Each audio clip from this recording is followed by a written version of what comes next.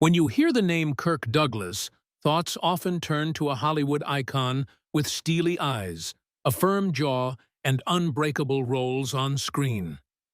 He was the legendary Spartacus, the ambitious journalist in Ace in the Hole, and the brave soldier in Paths of Glory. Yet, deep within that celebrated image, a quiet, persistent pain from the brutal battlefield followed him throughout his life.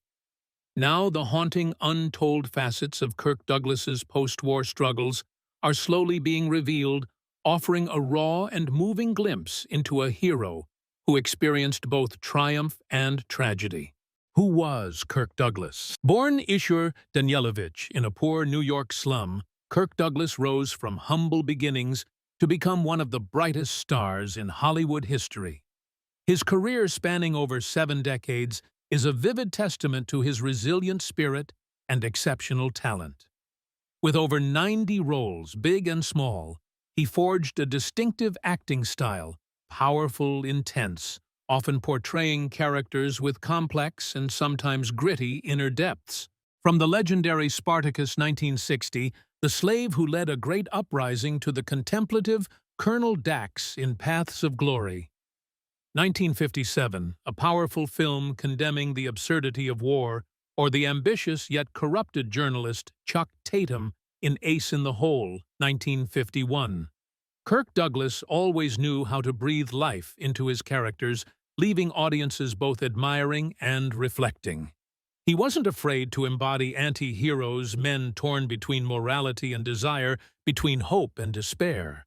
His courage in choosing roles and the intense emotional power he brought to them earned him multiple Oscar nominations and an honorary Academy Award for Lifetime Achievement, solidifying his undeniable status as a global cinema legend. His immense career isn't just about classic films. It's also a sketch of a man who dared to confront himself on the big screen, an unexpected preparation for the stories of silent pain we are about to explore. Kirk Douglas's military journey. Before stepping into the bright lights and glamorous roles that defined his name, Kirk Douglas wore the uniform of the United States Navy. In 1941, at the age of 25, he voluntarily enlisted, putting his early acting career on hold to serve his country amidst the fierce battles of World War II. Douglas served as a communications officer on the submarine chaser PC-1139 in the Pacific, a position that demanded intense focus and faced constant close danger. Though he didn't directly participate in ground combat, life at sea during wartime was filled with tension and challenges. Long patrols across vast oceans, the strained anticipation of confronting enemy submarines, and the pressure of maintaining communications in all conditions left a deep mark on the young officer's mind. He once recounted sleepless nights, the sound of waves crashing against the ship's hull, and the feeling of isolation in the boundless ocean.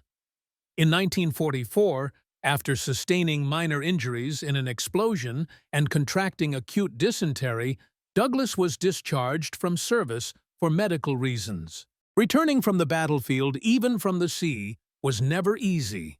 Like millions of other veterans, Kirk Douglas carried not just physical wounds that healed, but also invisible marks etched deep within his soul. The transition from military discipline and a combat environment to civilian life with its unfinished artistic dreams undoubtedly created immense pressure. This was the beginning of the inner struggles that in many ways would later shape his remarkable character and career. Post-war suffering. Kirk Douglas's post-war suffering wasn't a physical wound etched onto his skin, but an invisible specter silently weaving its way into every corner of his life. From the depths of his personal relationships to the haunting intensity of every film, the imprint of war deeply marked him, shaping how he interacted with the world and with himself. Returning from the battlefield left Douglas with psychological scars he struggled to conceal. Though a strong, confident, and powerful man in public, only those closest to him could sense the subtle currents of his pain. Deep down, he frequently suffered from sleep disturbances, with long nights, restless from nightmares related to his experiences at sea. The slightest noise could startle him, as if the war sirens still echoed in his ears, and memories of isolation and danger in the vast ocean lingered in his subconscious. This not only led to constant fatigue, but also affected his mood and concentration in daily life. Besides this, Douglas also displayed a restless agitation, a kind of silent anxiety he struggled to name. In his autobiography, he hinted at a shadow that constantly pursued him, preventing him from ever truly finding peace. This nervous tension sometimes erupted into sudden fits of anger or an emotional distance, inadvertently creating barriers in his personal relationships, especially with those he loved most. The pressure to maintain control in the military likely translated into Douglas's demanding and sometimes authoritarian personality in his private life. He wanted everything to unfold according to his will, from work to family, as a way to reestablish order and alleviate the sense of insecurity from uncontrollable wartime experiences. However, one of Douglas's most apparent and powerful coping mechanisms was immersing himself in work.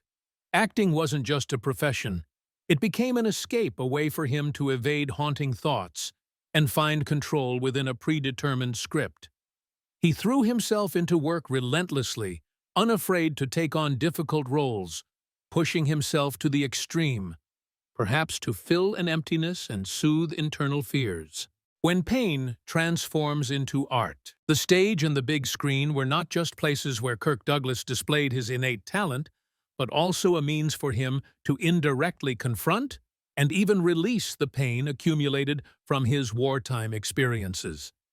His personal suffering became an endless source of inspiration, contributing to iconic, haunting performances that remain etched in audiences' minds. Douglas was often drawn to characters burdened by pain, internal conflict, and deep emotional turmoil. Whether portraying an oppressed soldier, a betrayed man, or an individual facing societal pressure, his roles seemed to reflect some of the psychological burdens he felt from his own experiences. In Paths of Glory, 1957, his role as Colonel Dax stands as a powerful testament. Dax is an officer who defends innocent soldiers accused of cowardice in World War I. His anguished gaze, his extreme indignation at injustice, and his despair at being unable to save his soldiers were not merely acting. They seemed to be Douglas's deep empathy with the victims of war and its brutal absurdity. This role allowed him to express the helplessness and fury at the destruction war brings, something that likely haunted him from his days at sea. Even in action, hero roles like Spartacus, 1960, Douglas infused the character with a certain grit, the pain of an oppressed person who never yields. Spartacus is not just a symbol of freedom, but also of the spirit to fight to the end, the resilience to overcome physical and mental pain, qualities Douglas surely learned in the military. Or in Ace in the Hole, 1951, his role as Chuck Tatum, a corrupted and manipulative journalist, though not directly related to war, depicted a kind of civil war within the soul, where ambition and morality tore at each other. The intensity, even bitterness, in Douglas's performance in this role might reflect the disappointment and bitterness he felt from life and its injustices. Kirk Douglas was known for his explosive acting intensity and haunting eyes, capable of genuinely conveying complex emotions from extreme fear, explosive anger, to the exhausted face of a man tormented by inner thoughts. Scenes requiring physical and mental endurance were often portrayed by him with convincing and frightening realism. This stemmed not only from his natural talent, but also from his storehouse of real-life experiences with pressure, tension, and fear from wartime. He didn't need to act in a pure sense. He had experienced similar feelings, and they permeated every cell, every glance, every gesture on screen.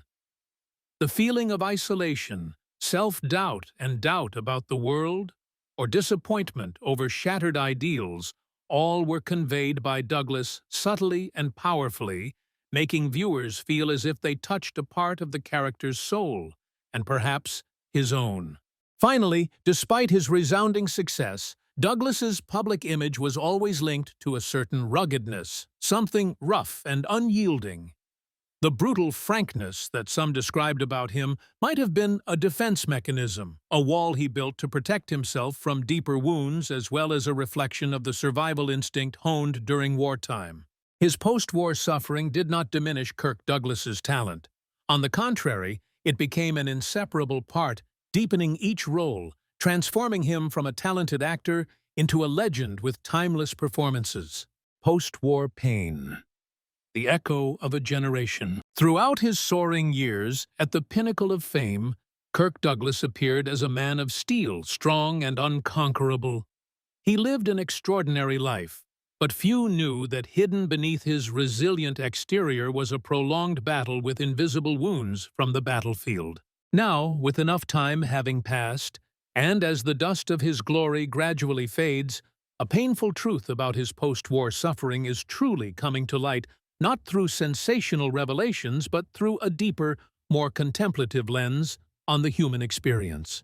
For those who lived through the tumultuous years of the last century, or who had relatives in uniform, Kirk Douglas's story is not unfamiliar. It is the echo of a generation of millions who returned from war with not just medals, but also long, sleepless nights and nameless anxieties. Kirk Douglas's pain wasn't his alone. It was the shared sentiment of surviving soldiers, those who carried the weight of the past in every breath, every decision in their civilian lives. Perhaps in every resolute gaze of Douglas on screen, older audiences will see the reflection of a father, an uncle, or even themselves, people who learned to bury their pain, concealing internal battles beneath a strong exterior. This unveiling isn't a shocking discovery, but a profoundly human reminder. It invites us to look deeper into Kirk Douglas not just as an actor, but as a veteran. The grit and deep-seated pain in his every role now resonate more profoundly than ever, because we understand it wasn't just the talent of transformation, but also the reflection of a soul that had endured the most difficult of experiences. Looking at his legacy through this lens, we see a different Douglas, a man who turned pain into energy for his art, a way for him to quietly confront and overcome the lasting effects of war. It is a lesson in human resilience and recovery, but also a plea for understanding and empathy for invisible wounds, pains that time may blur but never completely erase. Kirk Douglas's life is an epic tale of willpower and shimmering talent on the silver screen. Yet, through these words, we have together lifted the veil covering a private, painful, yet very human aspect post-war suffering. So looking back at Kirk Douglas's eventful life, what impresses you the most? Is it the resilience of a man who turned pain into strength, or the silent message of compassion he conveyed through every gaze on screen? Please share your thoughts in the comments section, and don't forget to follow the channel to discover more fascinating stories about legends and their hidden lives.